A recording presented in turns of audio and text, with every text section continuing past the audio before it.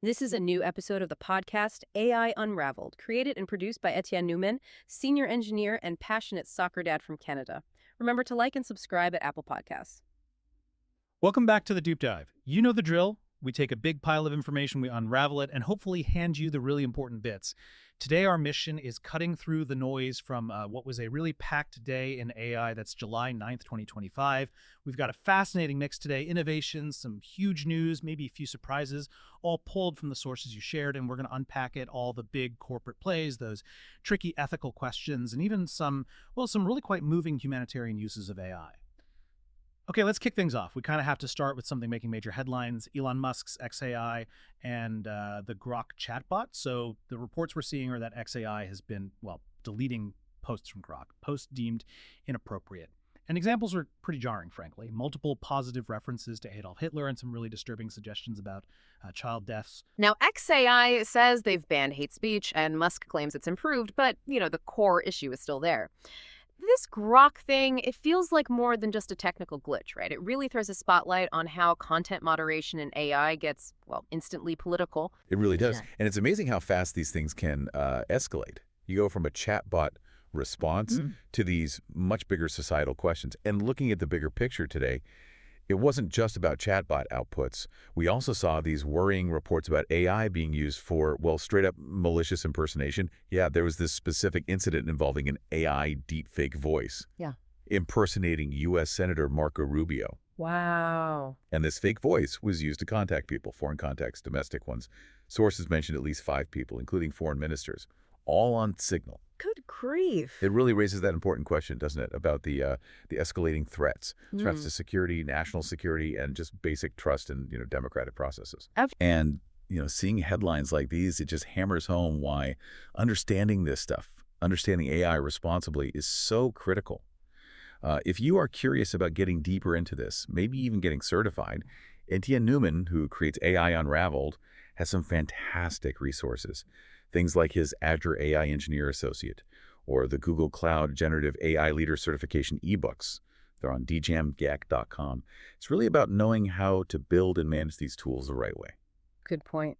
And shifting gears a bit, but still on the theme of huge impact, Let's talk money. Because the financial power flowing into AI right now is just staggering.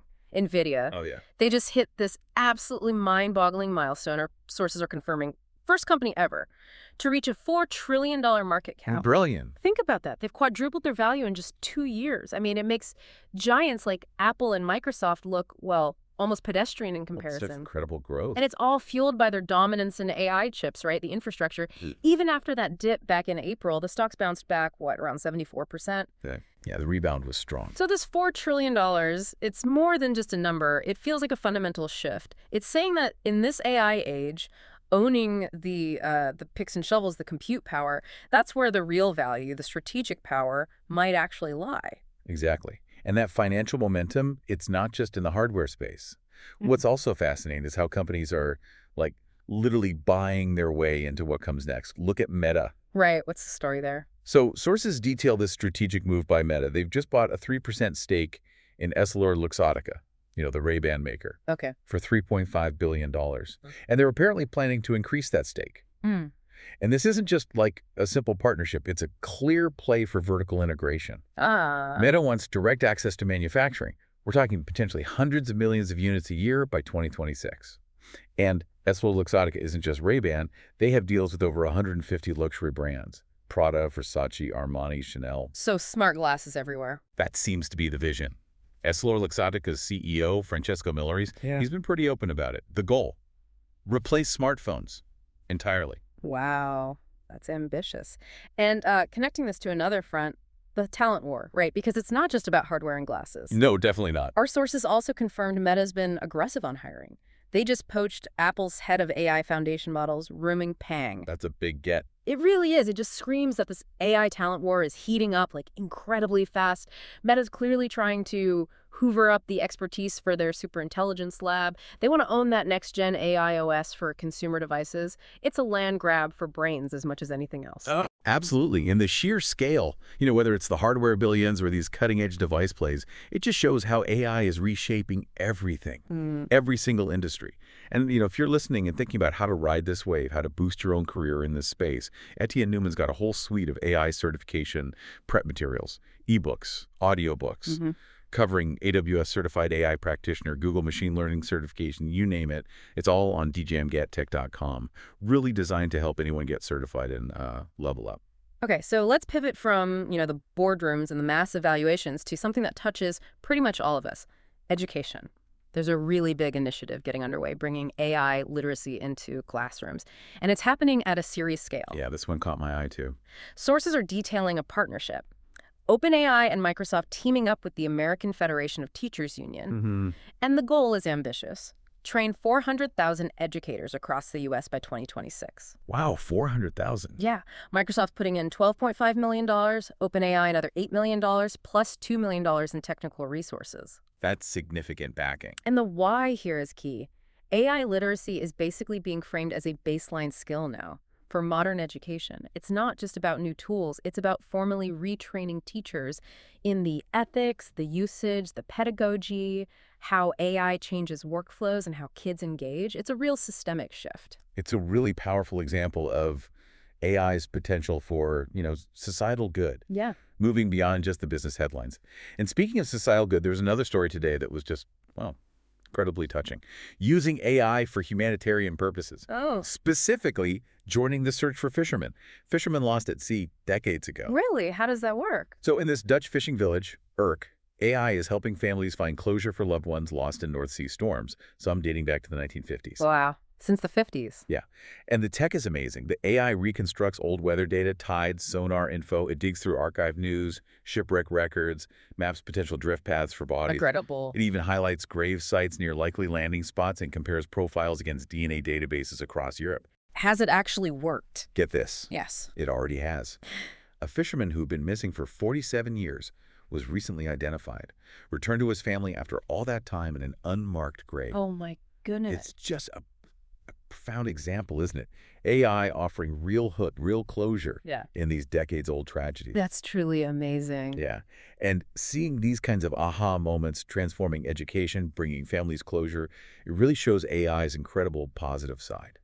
And if you're feeling inspired by this, maybe wanting to start building your own AI solutions, Etienne Newman has actually put together something called the AI Unraveled Builder's Toolkit. Oh, neat. Yeah, it's packed with tutorials, certification guides, audio videos, basically resources to help you get hands-on. Okay. You can find links for all that stuff in the show notes, again, at djamgattech.com. Okay, so we've got these massive valuations, these incredible humanitarian uses. But what does it all mean for AI itself? Because even with all this progress, we have to talk about something kind of funny, but also really insightful. Cats. Apparently, cats are confusing large language models. Okay, I need to hear this. So, a new study.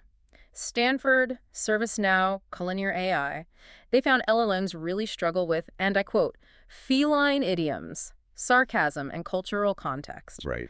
They even built this thing called Cat Attack. And get this. Right. Just adding one single irrelevant sentence about cats, like, interesting fact, cats sleep for most of their lives. Adding that to a math problem.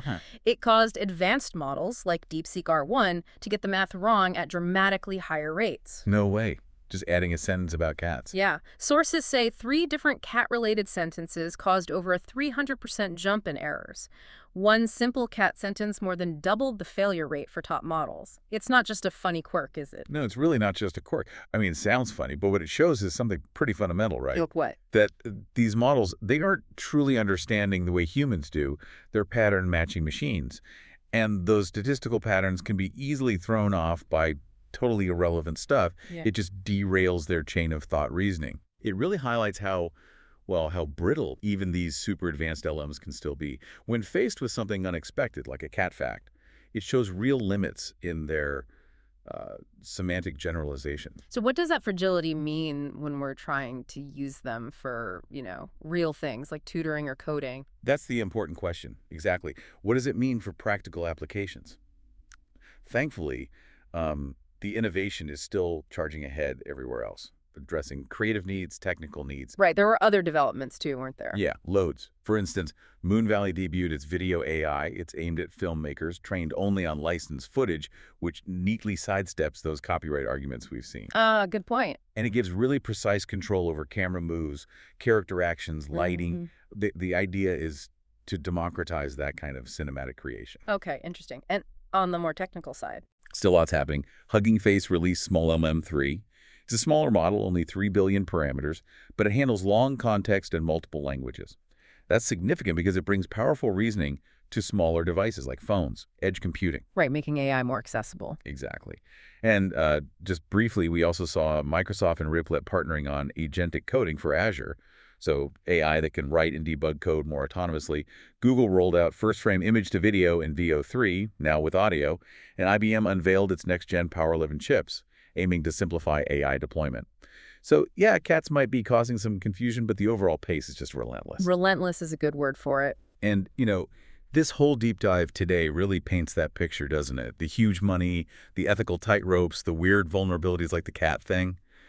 If you're listening and feeling inspired to not just watch this AI revolution, but actually get involved, remember to check out all of Etienne Newman's resources, his AI certification ebooks, the audiobooks, the AI Unraveled Builder's Toolkit we mentioned. They're all designed to empower you. Find them all at djmgatetech.com. As always, links are in the show notes. What a day. Seriously, we've covered so much from just July 9th, 2025. Colossal finance shifts, the talent wars heating up. The ethical puzzles around moderation, deepfakes. Those amazing humanitarian stories, the breakthroughs in education, and yeah, even the fact that our smartest AI can still get tripped up by cats. Stepping back, if you connect all these dots, it really shows AI isn't just, a piece of tech. It's this dynamic force. It's reshaping the economy, society, maybe even how we think about intelligence itself. And maybe the central question that emerges from all this rapid change is one for you to think about. As AI keeps evolving at this incredible speed, what new ethical frameworks do we actually need? How do we make sure its power serves humanity responsibly while still letting innovation flourish? That is a powerful thought to leave everyone with. Thank you, as always, for helping unpack all of this. And thank you for joining us on this deep dive. We hope you feel a bit more informed, maybe a bit more curious about this wild world of AI. And just one final reminder, this has been a deep dive from AI Unraveled, created and produced by Etienne Newman, senior engineer and passionate soccer dad from Canada. Don't forget to like and subscribe on Apple Podcasts. And please do explore all of Etienne's great resources, his AI certification preparation ebooks, the audiobooks. They're all at djmgatetech.com. The links for everything, including the AI Unraveled Builder's Toolkit, are right there in the show notes. We look forward to our next deep dive with you.